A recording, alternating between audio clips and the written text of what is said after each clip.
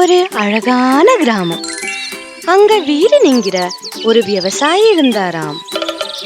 கடினமா உழைக்கிற வீரருக்கு நிறைய கிருஷி இடங்களும் ஜீப்ராக்களும் இருந்துச்சாம்.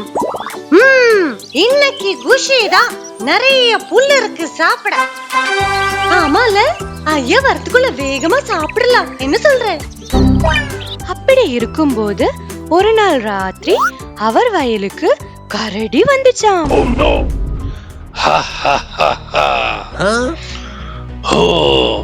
இங்க நிறைய காய்கறிகள் இருக்கே. அப்புறம் அந்த ஐயாவோட கொஞ்சம் முட்டாள் ஜீப்ராக்களும் இருக்கு. இன்னைக்கு எப்படியாச்சும் ஐயாவோட ஜீப்ரால ஒரு ஜீப்ராவை நான் சாப்பிட்டே ஆவேன். கரடிக்கு எந்த ஜீப்ராவையும் கிடைக்கல.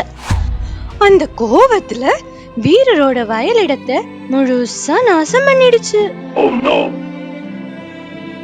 அப்படி அந்த கரடி நிரந்தரமா வர ஆரம்பிச்சிடுச்சு. இதுக்கு ஒரு முடிவெடுக்கிறதுக்காக வீரா அவங்க ஜீப்ரா கூட ஒரு மீட்டிங் வைக்கிறாங்க. கண்ணுங்களா, இந்த கரடி என்னைக்குமே நம்ம வயலுக்கு வருது. இதுக்கு ஒரு முடிவு கட்டியே ஆகணும். ஐயா, என்கிட்ட ஒரு சூப்பர் ஐடியா இருக்கு. அது என்ன? நம்ம பக்கத்து கிராமத்துல என் சிநேகிதன் இருக்கான், கில்லாடி பாம்பு. அவங்கிட்ட எந்த விளையாட்டும் நடக்காது. அவனை நான் கூப்பிடுறேன், என்ன சொல்றீங்க ஐயா? ஓ, அப்படின்னா அது இன்னைக்கே பண்ணலாம். அப்படி அந்த கில்லாடி பாம்பு வீரனோட வயலுக்கு வந்துச்சான். ஐயோ பாம்பு, இங்கிருந்து ஓடி போயிடுறேன்.